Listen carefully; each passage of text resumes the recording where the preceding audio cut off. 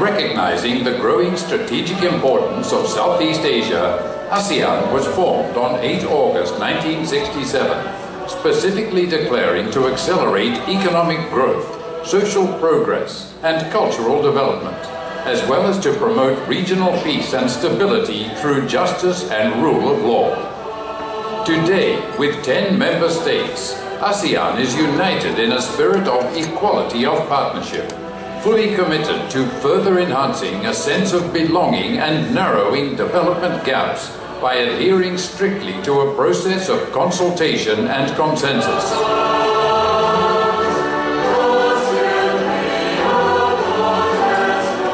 In 2008, the celebrated signing of the ASEAN Charter advanced member resolve and created closer cooperation in 3 pillars: the ASEAN Political Security Community, the ASEAN Economic Community, and the ASEAN Socio-Cultural Community.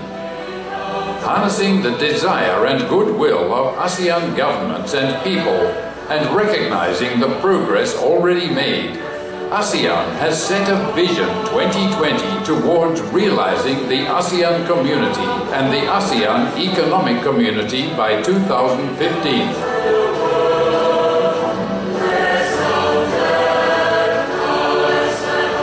Moving towards this vision, ASEAN established 3 avenues for progress: the 3 ASEAN communities, stimulating collective discussion and penning many blueprints outlining the future direction.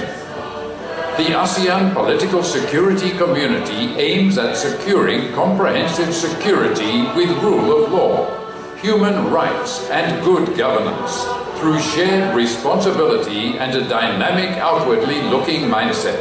The ASEAN Economic Community looks toward a community that mobilizes resources to inclusively increase economic well-being and welfare and reduce social disparities. The ASEAN Socio-Cultural Community focuses on people-oriented and socially responsible human development to achieve enduring solidarity and build greater understanding and good neighborliness.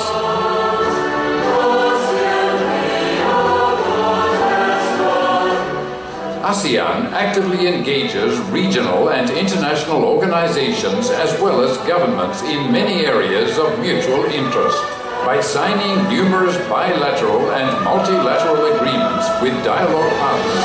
ASEAN is on the front line of bringing the benefits of an increasingly integrated and interdependent world to the people, businesses, and organizations in the region. To meet the needs of member states and people, numerous ASEAN committees and consultative bodies strive to listen to the peoples of ASEAN and support member states' aspirations. Whether within the ASEAN community or between ASEAN and the rest of the world, ASEAN will continue the spirit of cooperation to create greater opportunities, quality of life, and peace.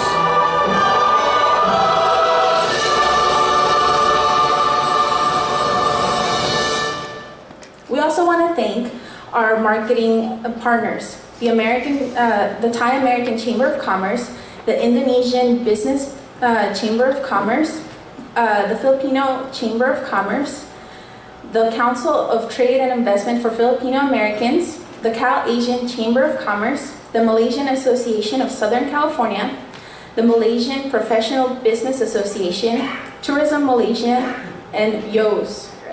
The Honorable Consul Saiful Ridwan, if you please would come up stage. Ladies and gentlemen, at the outset, allow me to recognize the presence of my esteemed ASEAN colleagues, the Honorary Consul of the Kingdom of Cambodia, Consul Generals of the Republic of Indonesia.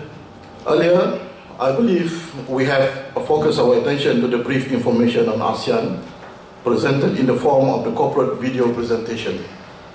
But what is ASEAN? What does it represent? In general, ASEAN, or the Association of Southeast Asian Nations, relatively has commonalities to other regional organizations. Nonetheless, it is not a supranational organization as some of us predicted. It is an association of 10 member states, which came together in the spirit of cooperation and unity for the benefits of the region. And we have seen earlier how the organization has evolved from a modest 5-country out of realization to survive the height of the Cold War and geopolitical competition between the United States and the former Soviet Union.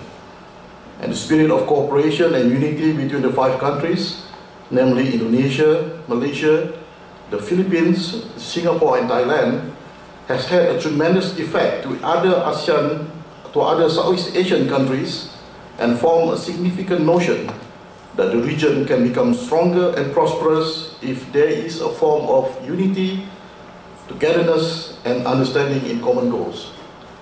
This notion has brought into the realization of ASEAN 10 with the inclusion of other ASEAN countries such as the Brunei Darussalam, Vietnam, Laos, Myanmar and finally Cambodia in 1999.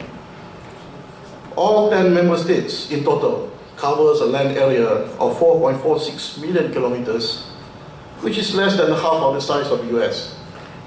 And there are over 600 million population representing various ethnics, religions and cultures.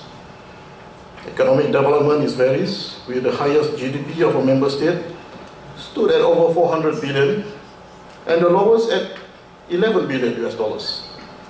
But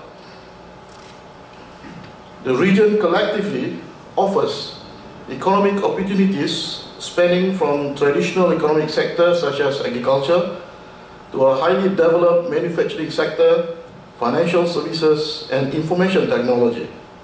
And the stable economic growth and political security in the region has provided each member states with a platform to develop their infrastructures, education system, healthcare and governance. The region now is more accessible from mere ordinary travelers looking for exotic experiences in their annual vacation to investors who would venture into modest economic activities and to more complex high-tech manufacturing activities. And the strategic location of the region provides an impetus for investors to base their investment in ASEAN countries and stretch their investment to the Middle East countries and to the more developed Western countries located in the North America and Europe. In 2008, the ASEAN Charter was signed, and common goals are officially formed and established with focus on strengthening the political security, economic cooperation and social cultural enhancement. And out of these goals, the economic cooperation has become the backbone and the solid platform of ASEAN cooperation, and all member states have agreed to form the ASEAN Economic Community by the end of this year, 2015. And why is AEC? Some countries fear that AEC will become another economic bloc, and in the fast and challenging global economic environment, another economic bloc in the Asian region does not augur well to the global economic environment. But AEC, ladies and gentlemen, is not an economic bloc, or near to such notion as much as some other people had predicted. The AEC is about harnessing the strength of all ASEAN member states, the economic opportunity into one pool where investors will be able to move their capital and investment from one member state to another without having to abandon any one of them. Or in addition, it is about investing in a region where infrastructures are interconnected, resources are readily available and strategically located between the sea lanes of the East and West. Those opportunities in reality come in various forms and levels. We don't see ASEAN as a common market because ASEAN does not possess the characteristic of common market, such as a single monetary policy or single legislature, such as the EU.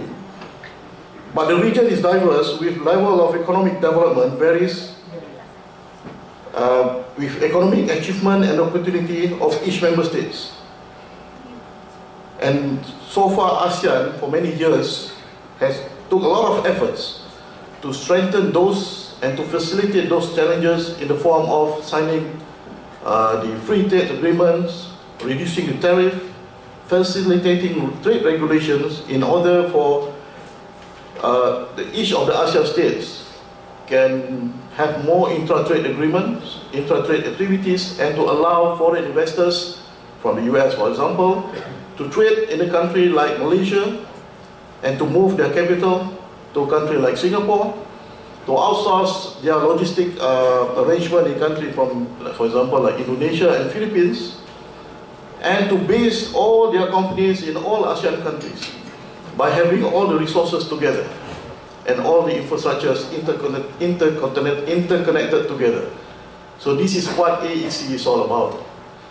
You are going to trade with each of ASEAN member states single-handedly, but having regulations, common regulations where you can move your capital and your people from one country to another without having to think about how much you have to pay a tariff or duty in one country different from another. So this is what AEC is all about. For example, potential investors could invest in the commercial agriculture in any of the fertile Mekong Basin countries such as Cambodia, Thailand, Vietnam, Laos, and Myanmar, and again, outsource their logistic arrangement to any globally connected companies located in Malaysia or Indonesia, and utilize labor, manpower, and expertise from other countries in the region to man those high-tech machineries, and lastly, position their financial base in a country like Singapore, which provides world-class financial banking and support services. And furthermore, with the advancement of information technology, it simplifies the business activities by utilizing the Internet Protocol platform to communicate with other countries in the world. And ladies and gentlemen, for your information, the ITU, the International Telecommunication Union, has recognized ASEAN as one of the fast-growing markets in the Internet penetration and also telecommunication hardware market. Ladies and gentlemen, for the rest of the day, you will listen to speakers such as Mr. Mark Melly, Vice President of the US ASEAN Business Council, USABC, who has vast experience about doing business in ASEAN country. You also have the exclusive slot, which each of my esteemed colleagues, they have to get ready to be grilled by all the participants after this. Please accept my deepest appreciation for your attendance today, and terima kasih for the support. Thank you.